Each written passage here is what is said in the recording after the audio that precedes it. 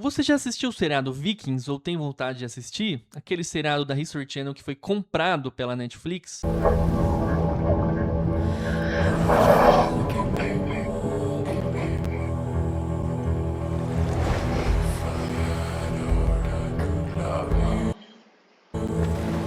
Ao longo do seu desenvolvimento? O vídeo de hoje surgiu porque eu estava revendo as minhas temporadas favoritas de Vikings. Então eles invadiram Paris, tacaram o terror na Inglaterra, tomaram muitos reinos na Inglaterra, pois a Inglaterra medieval, no início da Idade Média, era dividida em vários reinos, não era um reino único. Mas a grande questão, eu não vou mostrar sobre o histórico do conflito entre cristãos e vikings, né? O principal foco é como pressupostos metafísicos ou filosóficos diferentes, pressupostos ou dados pelas diferentes religiões que estavam em combate ali, o cristianismo medieval dos ingleses ou anglo-saxões contra o paganismo nórdico viking, fazia com que essas duas religiões gerassem culturas completamente diferentes. E esse era o aspecto mais importante e mais interessante do embate, muito para além do aspecto militar. Então, só para você entender, o cristianismo tinha uma visão sobre a natureza e os vikings tinham uma outra visão, uma visão mais encantada, em que os deuses habitavam a natureza. Também tinha uma divergência sobre a natureza do tempo, o tempo linear contra o tempo cíclico. Também tinha a diferente questão do livre-arbítrio, acreditado pelos cristãos, contra o determinismo do destino escrito pelos deuses para a vida dos homens. Então, se você tem interesse em conflitos militares medievais entre vikings e cristãos ingleses medievais, como é que tudo isso está abraçado, eu também vou mostrar uma cena de vikings muito importante para mostrar como essas diferentes cosmovisões, essas diferentes visões de mundo estavam em choque ali. Acompanhe o vídeo de hoje. Senhores, em 1793, um grupo de homens desembarcou na ilha de Lindisfarne, na costa da Inglaterra, e fez algo que para eles era óbvio: saquear o mosteiro, matar os monges, levar o que tinha de valor. Para os cristãos que sobreviveram, aquilo não foi um assalto, foi um fim do mundo chegando pela água.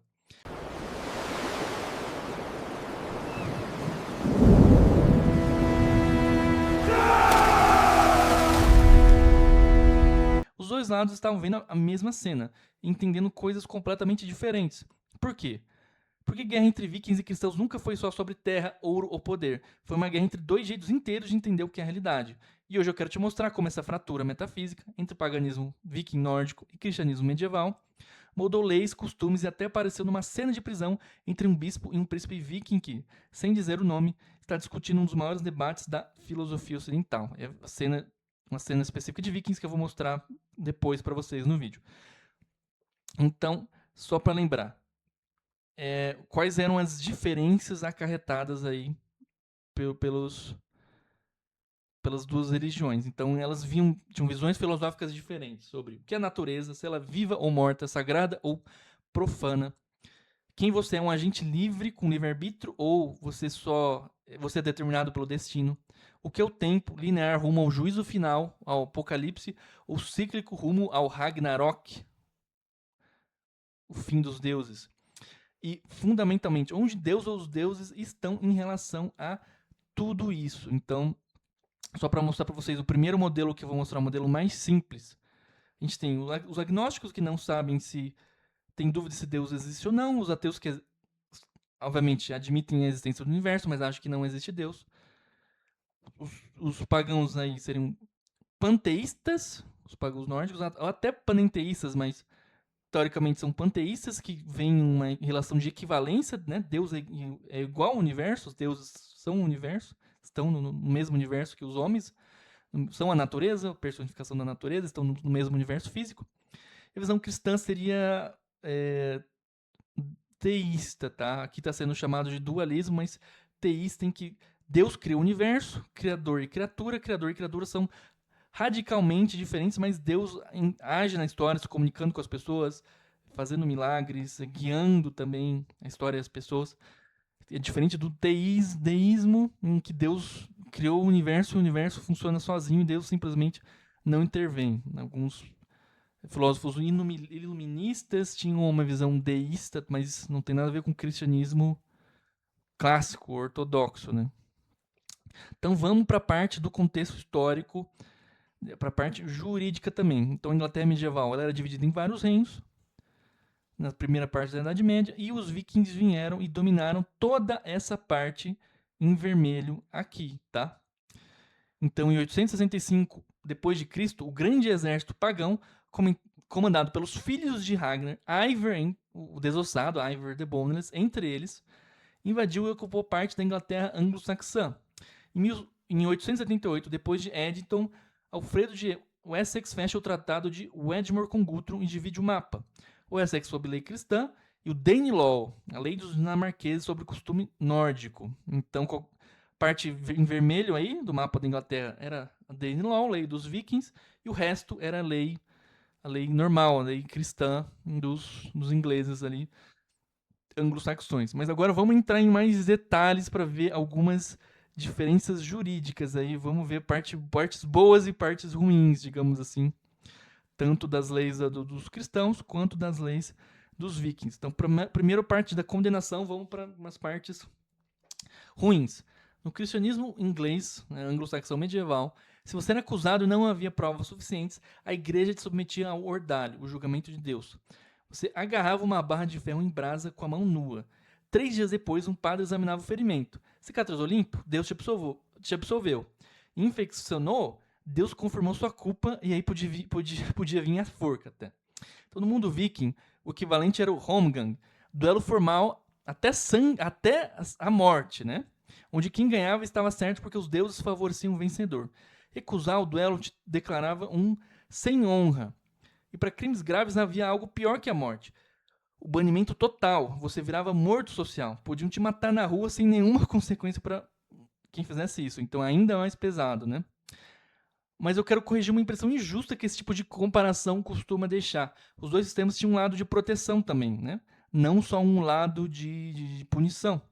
Esse lado positivo também nasce direto da metafísica de cada um. Então, é isso aqui. Então, o santuário e o thing nórdico.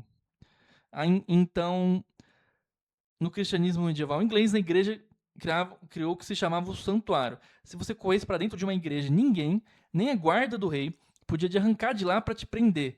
Era um espaço onde a autoridade de Deus literalmente suspendia a autoridade dos homens. Então, Alfredo, né, neto de Eckbert, personagem de Vikings, também usou seus códigos para proteger gente vulnerável. Ele determinou, por exemplo, que viúvas não podiam ser forçadas a se casar de novo, uma proteção legal pensada para blindar a mulher de pressão de parentes ou de novos senhores. Isso realmente era algo novo, era uma inovação. Em muitos lugares, as viúvas eram obrigadas a se casar de novo. Então, no mundo viking nórdico, o equivalente de proteção não vinha de um santuário sagrado, vinha da voz política. Enfim, a assembleia de homens livres, até o fazendeiro mais pobre tinha direito de falar e ser ouvido. O porta-voz da lei recitava de memória 1/3 do código a cada reunião, exatamente para garantir que nenhum chefe pudesse mudar a lei escondido e que todo mundo soubesse seus próprios direitos. É um dos sistemas mais próximos de uma democracia direta que existia na Europa naquele período histórico. Então reparem como isso espelha a própria metafísica e teologia, né, de cada uma da religião, como é fruto disso. A proteção cristã vem de cima, um espaço sagrado onde Deus suspende a lei dos homens. A proteção nórdica vem do lado, um espaço onde homens livres, juntos, criam e fiscalizam a própria lei, sem precisar de nenhuma autoridade transcendente para validar isso, porque eles nem acreditam no transcendente, né? Os deuses estão na natureza. Então, mesma pergunta de fundo, como esse povo distribui poder sobre a vida das pessoas? E dois sistemas, cada um coerente com a sua própria metafísica, tanto na hora de punir quanto na hora de proteger. Vamos para um mapa aqui com um modelo com mais detalhes, mostrando as diferenças do cristianismo para das religiões monoteístas, teístas, em relação a paganismo, qualquer forma de paganismo que seja, mas mais especificamente aqui o paganismo viking. Podem dar uma olhadinha aqui no modelo. Então, no cristianismo medieval, que os ingleses, dentre outros, praticavam, Deus é fundamentalmente transcendente. Ele está fora do universo, acima dele. O criou de fora. Esse é o modelo do teísmo. um Deus diferente da criação do universo, né? Mas ele intervém na história, na providência, nos milagres. Ele não é o mundo, ele é só o criador do mundo. O mundo é criação, é obra, é separado do criador. Isso parece sutil, mas tem uma consequência gigante. Se Deus está fora da natureza, a natureza em si não é sagrada. Ela é obra de algo divino e sagrado. Mas ela mesma é matéria neutra, disponível. Um palco. Essa distinção entre criador e criação é a espinha dorsal de toda a teologia cristã. Agora, olha o paganismo nórdico. Os deuses Odin, Thor, Freyr, Loki e Baldur não estão fora da natureza olhando de cima. Eles habitam a natureza junto com humanos, gigantes, elfos, gigantes de gelo também, espíritos da árvore e do rio, tudo dentro da mesma teia cósmica, a árvore da vida Yggdrasil. Isso se aproxima muito mais de um modelo panenteísta ou panteísta. Né? O paganismo sempre é panenteísta ou panteísta. O divino permeia o mundo, está dentro dele, é parte do tecido das coisas, não um arquiteto de fora observando a obra terminada. Para um pagão nórdico, um rio tem um espírito porque o rio é, de algum modo, parte do divino. Para um cristão anglo-saxão devoto, um rio é uma criação de Deus, bonita, talvez até um sinal ou símbolo dele. Mas o rio não é sagrado em si. A diferença parece pequena, mas na verdade não, é uma diferença gritante, brutal. Vamos agora para um tema também relacionado com isso e muito importante, um dos meus temas favoritos, e é um tema aí da filosofia e sociologia mais recente, dos últimos 2 séculos, que é o encantamento e o desencantamento do mundo. Então, vou me basear principalmente em 3 autores aqui, Max Weber, que cunhou o termo desencantamento do mundo, René Guénon e Richard Tarnas, tá? Então, Weber, sociólogo alemão do início do século XX, criou o conceito de Entzauberung der Welt, o desencantamento do mundo. Gastei o meu alemão aqui. Um processo de racionalização religiosa que vai eliminando a magia do mundo, magia como meio de salvação. A magia ou encantamento, né? Só que é preciso fazer uma correção importante, né, aqui. O Weber não coloca o grosso da culpa dos encantamentos do mundo no cristianismo medieval. Ele coloca a virada decisiva no protestantismo, especialmente no calvinismo e depois na ciência moderna. Numa visão revisada de 1920 do famoso livro do Max Weber, A Ética Protestante e o Espírito do Capitalismo, ele coloca lá o termo desencantamento do mundo, exatamente para mostrar que o protestantismo eliminou a magia como o caminho de salvação, de um jeito que o catolicismo e o luteranismo, que ainda valorizavam os sacramentos, simplesmente não faziam. Weber chega a dizer que o protestantismo pode ser descrito como uma redução drástica do espaço do sagrado na realidade. Comparando o seu adversário católico, ou seja, na própria leitura de Weber, o catolicismo medieval, a religião dos anglo-saxões que estavam enfrentando os vikings, ainda era, em boa medida, um mundo encantado. Assim como o mundo nórdico viking também era, mas de uma maneira diferente, né?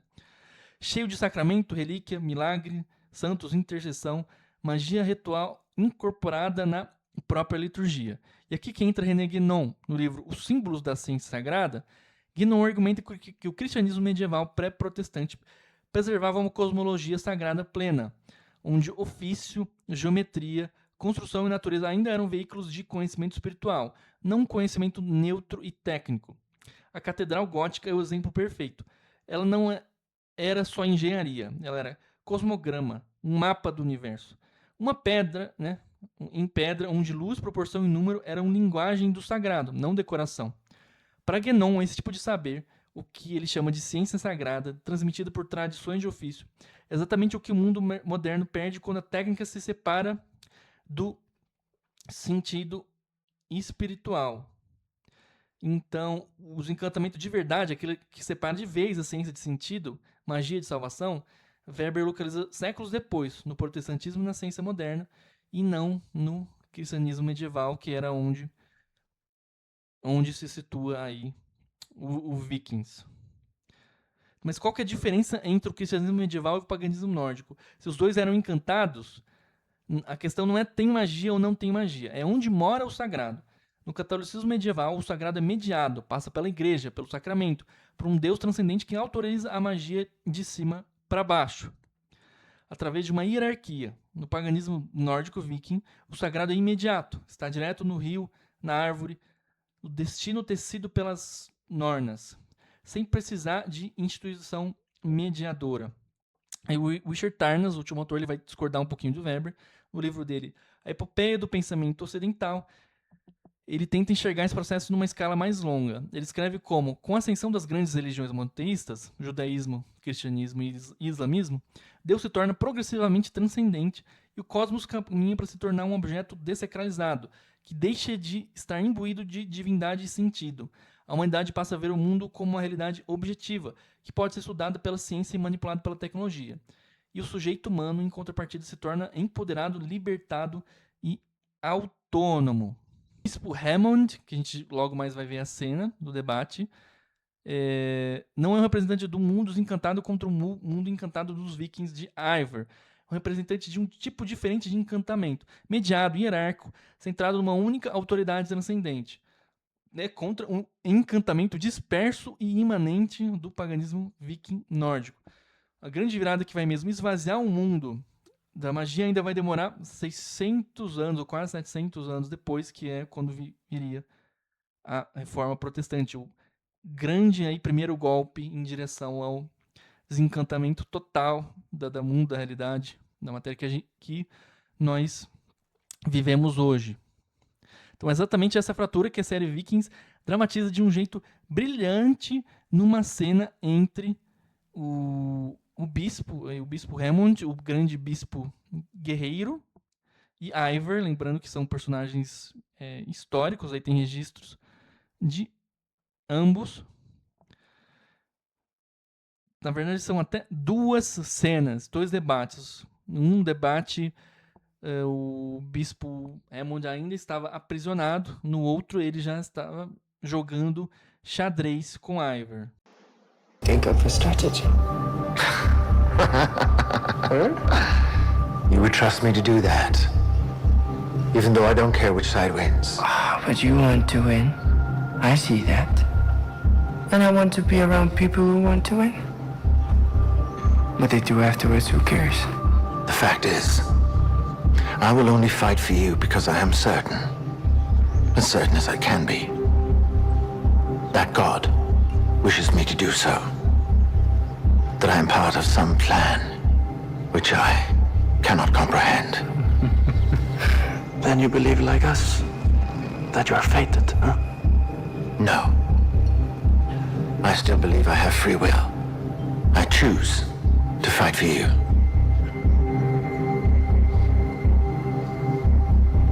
If you are fated, it doesn't matter if you choose or not. You simply have the illusion of being free to choose. I don't know. Excuse me? I just don't know if, when I joined your side, whether it was fate or free will. Agora que você viu a cena, o que acontece ali em essência, né? O Hammond afirma que ele é livre para morrer se ele quiser, ele é livre. Deus pode até ter um plano, mas ele pode escolher aceitar o plano de Deus ou não, dele lutar na guerra junto com Ivar. Já o Ivar rebate de um jeito cruel, né? Ele aponta que Hammond, ele tá errado para ele. Ou ele é livre, existe o livre-arbítrio, ou ele está determinado a lutar junto com Ivar nesse conflito vindouro aí entre os vikings. Então essa é a visão pagã nórdica entrando em cena, né? O destino para os nórdicos não é algo que você escolhe dentro de uma moldura moral. É um tecido já tecido pelas nornas. Antes de você nascer. Você pode morrer bem ou morrer mal, com honra ou sem honra, mas a ideia de que sua alma individual está fazendo escolhas livres que vão pesar num juízo final cristão simplesmente não existe no horizonte pagão. O herói divino não é livre no sentido cristão. Ele é corajoso dentro de um destino que já está decidido. Isso lembra bastante o debate de Agostinho, né, contra os estoicos e contra o próprio determinismo. Agostinho ia defender mais o livre-arbítrio aí, contra os estoicos. Só que aqui ele é dramatizado numa cena de um bispo contra um guerreiro viking. Então, o livre-arbítrio aí, cristão, você escolhe, você é responsável pelas suas escolhas, contra o fatalismo determinista do destino, que era a visão aí do destino da escrita, a visão dos vikings. E essa dicotomia aparece até antes, com Ragnar e Athelstan, mas de um jeito um pouco mais contemplativo. Ali com Hammond e Ivar já é uma coisa até mais filosófica mesmo, não só mera divagação. Agora vamos para o fechamento. Por que realmente esse assunto todo importa? Então, a questão de onde está o sagrado nunca foi uma pergunta só da igreja. Ela determina se a floresta tem espírito ou se esse espírito precisa passar por um padre e um sacramento. Decide se você é livre ou tem um destino fatal aí, se você simplesmente está vivendo um destino que você não pode mudar. E decide uma outra coisa muito importante. Quem está dentro do seu círculo moral? Porque esse é o ponto que eu acho que merece fechar esse vídeo, e que normalmente esse tipo de comparação relativista de as culturas são todas igualmente válidas entre elas, deixa escapar. O paganismo nórdico não tinha nenhuma dificuldade em reconhecer que um estranho sentia dor, tinha medo, podia passar fome, ou frio, ou sede, né? O problema é que essa dor só importava moralmente dentro do círculo do seu clã, da sua honra, da sua família, do seu thing. Fora desse círculo, você podia ser escravizado, vendido, deixado sem nenhuma proteção, porque a moral nórdica e dos outros pagãos também ela era de pertencimento e não da natureza humana universal.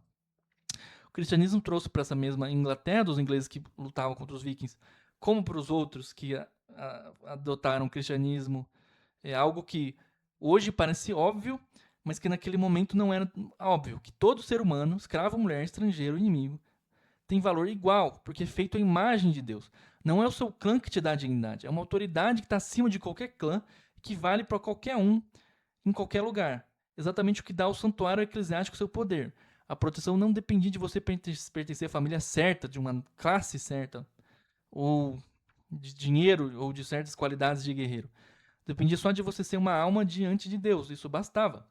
Esse é o salto moral que o cristianismo entrega, que o paganismo nórdico, com toda a sua riqueza simbólica e sua organização política sofisticada, enfim, nunca produziu por si mesmo.